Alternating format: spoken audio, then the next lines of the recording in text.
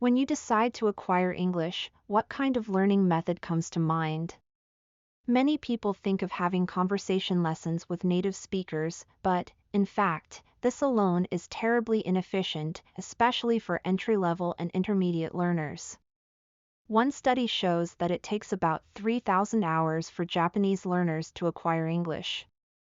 Learning a language requires a lot of effort, but since our time is limited, we need to choose the most efficient way.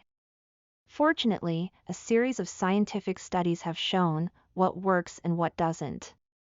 According to the research of second language acquisition, there are two essential requirements for effective learning: repetition of comprehensible input and the necessity to produce output. Input-based learning is particularly important. What do they specifically mean? Why are they important? How can we improve our English the most effectively? Contrary to popular belief, the majority of researchers agree that input-based learning is actually the most important factor in language acquisition. Learners have to be repeatedly exposed to input that is both meaningful and comprehensible. More specifically, they need to read or listen to sentences that they can understand over and over again. Just having speaking lessons without sufficient input learning is like a beginner soccer player skipping practice and only playing in games. Without listening comprehension to understand what others are saying, or in enough vocabulary stock to express your thoughts, what on earth can you do in speaking lessons? Furthermore, if English language learners are forced to speak English without enough input learning, it can cause negative consequences. One such case is the solidification of incorrect expressions. For instance, while "what do you think about it" is a natural expression, Japanese learners of English are prone to producing the incorrect expression, "how do you think about it," after a popular phrase in their mother tongue. Due to limited vocabulary and grammar knowledge in English, learners have to rely on their native language habits and produce unnatural and incorrect expressions, which can become ingrained through repetition. In learning English, we need to abandon excessive expectations and illusions about human memory. Except for a very few individuals with exceptional retention, we Homo sapiens cannot memorize things for a long term unless we repeat them enough. The vocabulary you learn today will probably be forgotten a week later. Even if you remember, we need to ask ourselves whether we can recall it immediately, as soon as you hear the word in real conversation. If it takes a few seconds to bring back its meaning, in practical terms, you effectively don't know the word. This is also the case for grammar. Studies on college students have shown that grammatical knowledge we learn in the classroom is mostly forgotten in a couple of months. Moreover, having knowledge doesn't necessarily mean that we can use it in practice. What we learn explicitly needs to be turned into automated, subconscious knowledge, with which we don't have to consciously think about how to use it correctly. Our cognitive capacity is limited. We cannot focus on multiple things all at one time. When that limited capacity is occupied by grammatical rules, we cannot pay attention to communicating and understanding messages. We need to practice repeatedly until it's deeply rooted in our long-term memory. There is no SLA researcher who denies the importance of input-based learning, but what do they say about output learning, such as speaking and writing?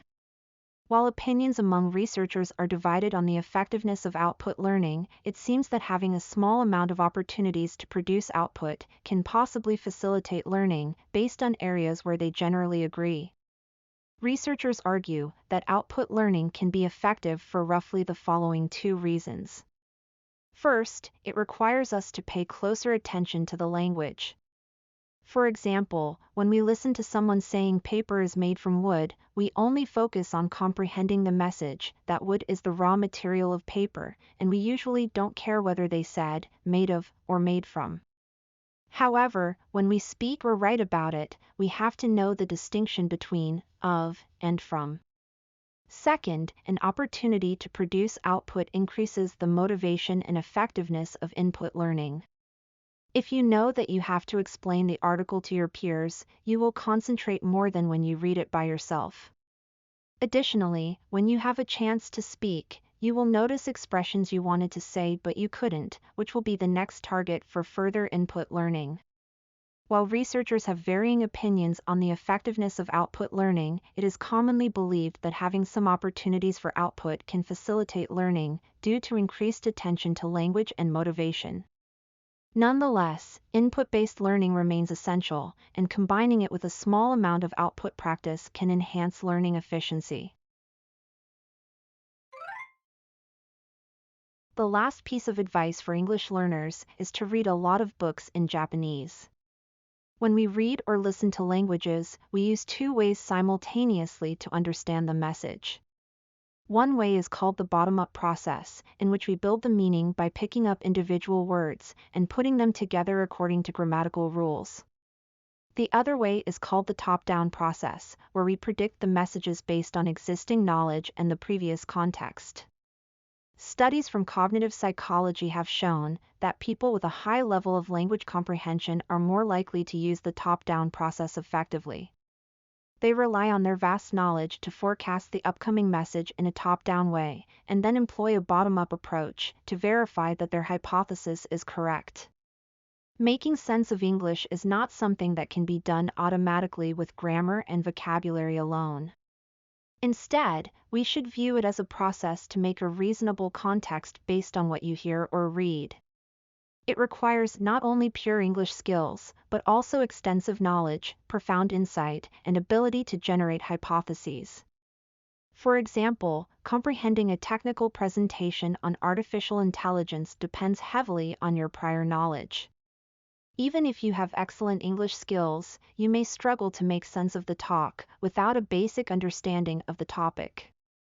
However, if you have some background knowledge, such as from reading a book or watching a documentary, you can more easily understand the presentation even if your English proficiency is not high, because you can leverage your knowledge to predict the content.